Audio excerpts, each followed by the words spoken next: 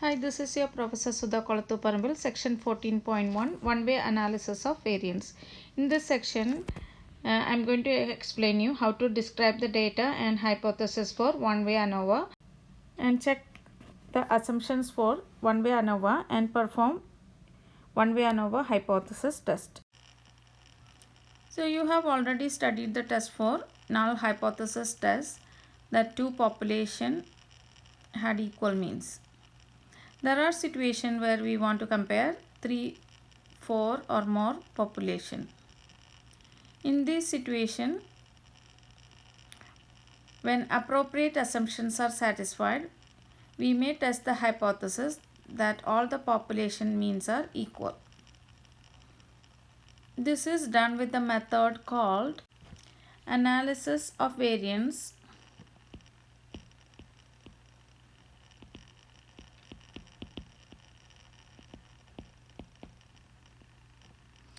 or ANOVA in short. We'll illustrate this idea with an example. Wells used to join metal parts are made by heating a powdered material called flux. In a study, 4 welding fluxes with different chemical composition were compared. The purpose of the study was to determine whether the welds made from fluxes would have different degrees of hardness. So 5 welds using each flux were made and the hardness of each was measured in Brinell units. The higher the number, the harder the weld. We can think that the data generated by each welding flux has a different population. So if we want to compare the mean performance of each welding flux, we can use ANOVA and the data are gathered from the fluxes along with the sample means and standard deviations. This table represents the hardness of welds using 4 different fluxes. And if you analyze the data, you can see flux C, sample mean is the highest, and for flux A, sample mean is the smallest. And these results can change if the experiment was repeated and different sample was selected. These results may change. So the question we want to answer here is, can we conclude that there are differences in the population means among 4 flux types? And the method of determining whether the population means differed is called one-way ANOVA. The previous experiment involves an outcome variable, hardness, and an explanatory variable, flux type. The explanatory variable is qualitative and is called a factor. The outcome variable is called the response. The difference values for the factors are called the treatment. So in that example, the flux A, B, C, D are the treatments. Since there is only one factor, which is flux type, is called one factor experiment. Objective 2, check the assumption for one-way ANOVA. So when creating a one-way analysis of variance, we have a choice between a balanced or unbalanced design. Balanced design is when the sample size are all same. We can use one-way ANOVA for both the designs, but the balanced design is much less sensitive to violation of assumption of equality of variance than the unbalanced one. So balanced design offers a big advantage. The one-way ANOVA requires that the population satisfy the following assumptions. We have independent simple random samples from 3 or more population. Each of the population must be approximately normal and the population must have same variance. So when the design is unbalanced, we can check the assumption of equal population variances by computing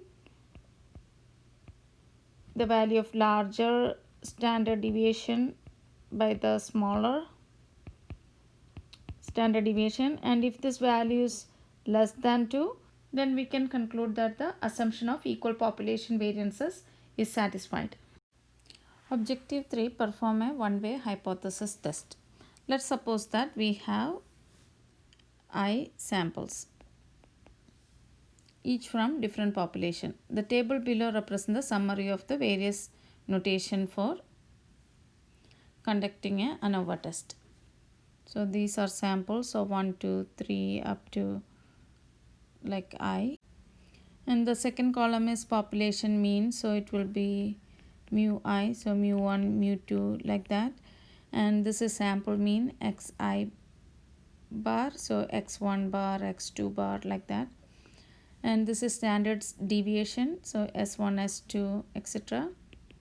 And sample size n1, n2 like that up to ni.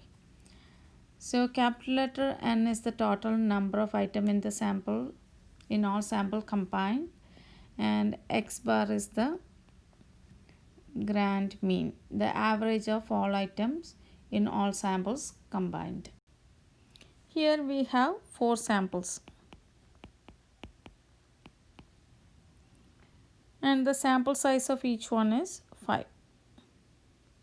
Sample mean xi bar and sample standard deviation si. There are 4 samples, so capital letter I equal 4. Each sample contains 5 observations.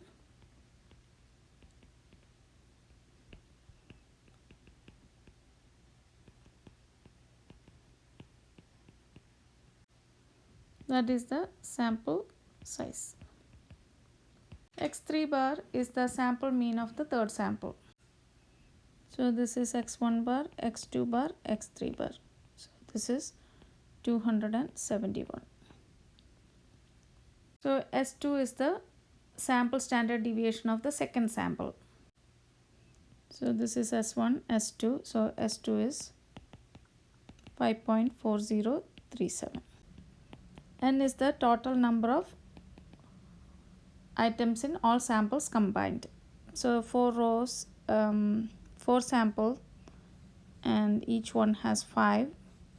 So 4 times 5, there are 20. So total number of items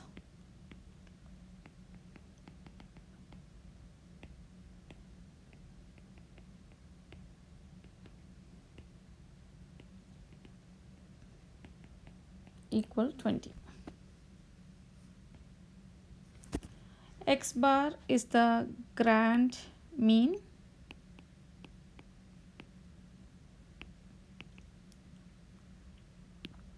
So that is the average of all 20 observation.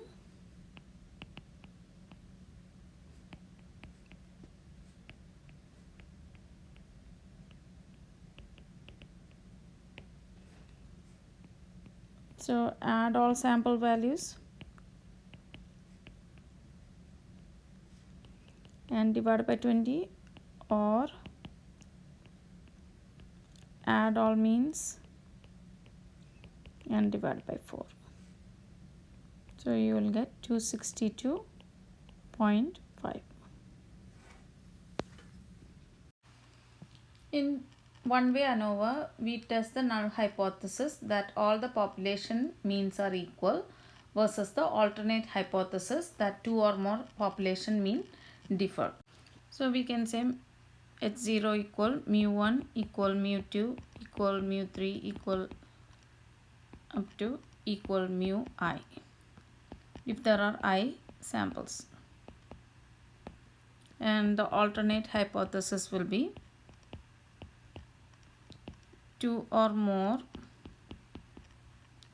of the mu I are different. This diagram shows the several hypothetical samples from different treatments along with their sample means and sample grand mean. So this is the sample grand mean and this is the sample mean if there are 4 samples. The sample means are spread out around the sample grand mean. One way ANOVA provides a way to measure this spread. If the sample means are highly spread out, then it is likely that the treatment means are different. And we reject the null hypothesis. Treatment sum of squares or SSTR. The spread of sample means around the sample grand mean is measured by a quantity called treatment sum of squares. And the formula to calculate SSTR is n1 times x1 bar minus the grand total square and n2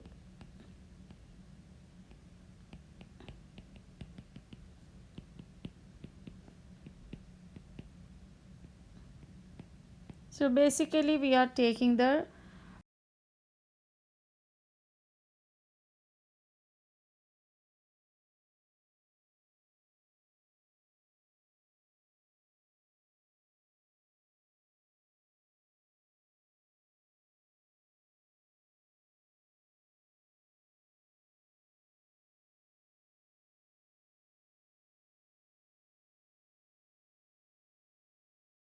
so in this example we need to find the treatment sum of squares.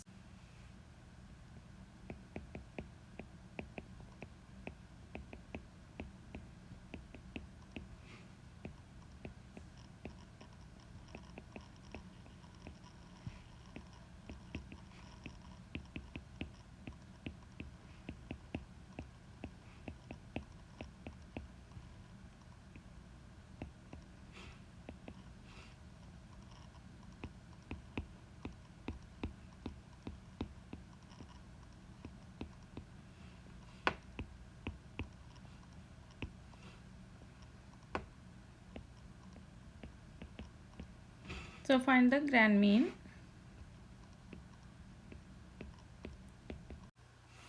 Find the difference between the mean and the grand mean and square and multiply by the sample size. So take the second one and subtract this, then square and multiply by 5. Then take the next one minus the grand mean square, then multiply by 5. Live at the beginning, then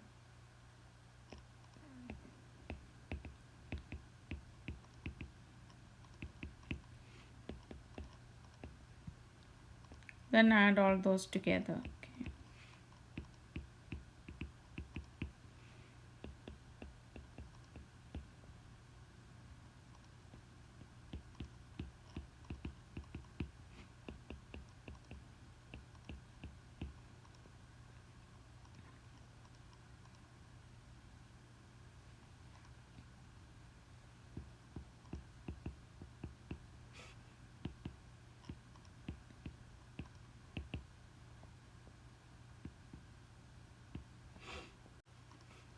If this value is too large, sample means are spread out widely.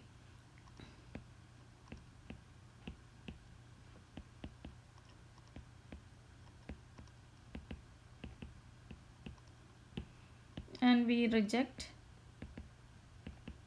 the null hypothesis. And if the sum is small, then the sample means are close to each other.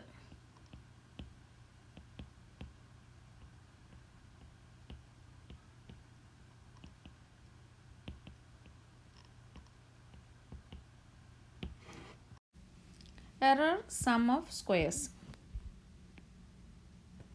or SSE in short. In the previous example, we stated that if the treatment sum of squares is large, then the sample means are spread out widely. And it is reasonable to conclude that the treatment means differ and reject the null hypothesis. But how do we determine what is large? To determine whether the treatment sum of squares is large enough, we compare it to the error sum of squares. Error sum of squares measure the spread in the individual sample points around their respective sample means. This spread is measured by combining the sample variance. The size of SSE depends only on the standard deviation of the samples, and it is not affected by the location of treatment means relative to one another. SSE is influenced only by the population standard deviation sigma.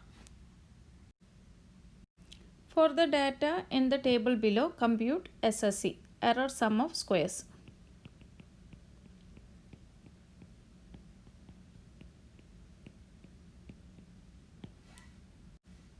Here sample sizes are 5, N1, N2,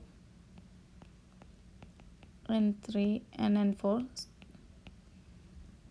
5, and sample standard deviation is here. So this will be S1, S2, S3 and S4.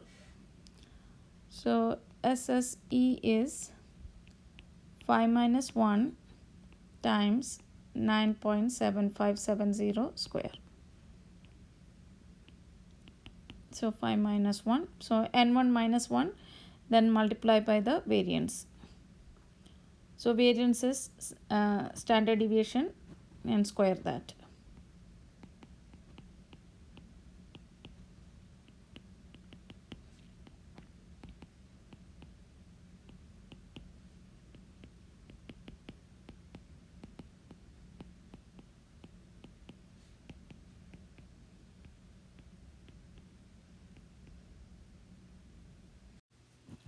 Degrees of freedom.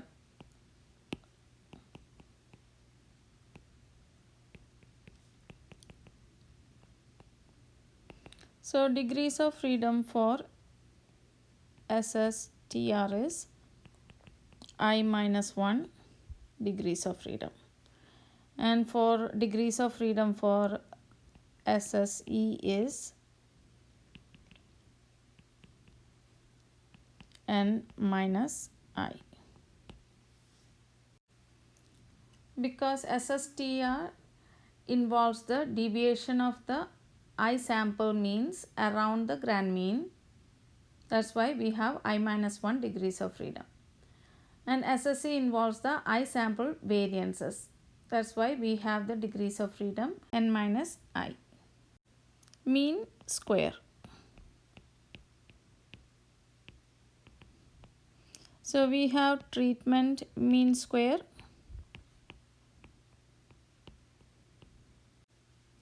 and error mean square.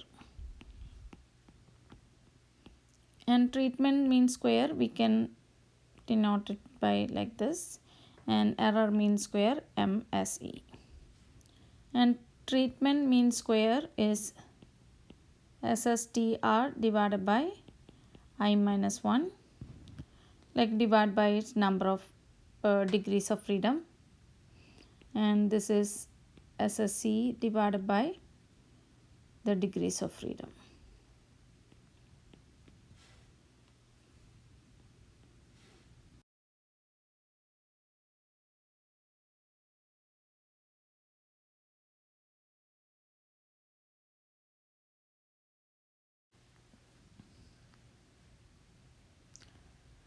For the data below, test the null hypothesis that all means are equal. We need to use alpha equal 0.05 level of significance. What do you conclude? So first we check for assumption. We check the assumption of normality by graphing this using the dot plot. So the design is balanced, so the procedure is not very sensitive to violation of the assumption of equal variances. In every event, the largest sample standard deviation is less than twice as large as the smallest. So the assumptions are satisfied. So choose the significant level alpha is given, alpha equal 0.05. Compute SSTR and SSE. So we already calculated that in the previous examples. And compute MSTR and MSE. Then compute the test statistic. So test statistic is MSTR divided by MSE, that is 3.8734. Then find the critical value. Find the degrees of freedom. I minus 1, that is 4 minus 1, that is 3, and n minus 1, that is 16. So we find the column corresponding to 3 degrees of freedom, and the row correspond to 16. So we are using F table here to find the critical value, and we can see the critical value is 3.24. Test statistic is greater than the critical value, so we reject the null hypothesis. So we can conclude that the mean hardness is not the same for all fluxes. There are at least 2 fluxes with different means. Next page shows how to find the critical value using the F table. So this is the F table, and in order to find the critical value, we look at the row corresponding to 16 degrees of freedom and the column correspond to 3 degrees of freedom. So this is I minus 1, that is 4 minus 1, and 16, that is n minus I, that is 20 minus 4, that is 16. And find the intersection. This is the critical value, and this is the F table. So now you know how to describe the data and hypothesis for one-way ANOVA, how to check the assumption for one-way ANOVA, and how to perform a one-way ANOVA hypothesis test.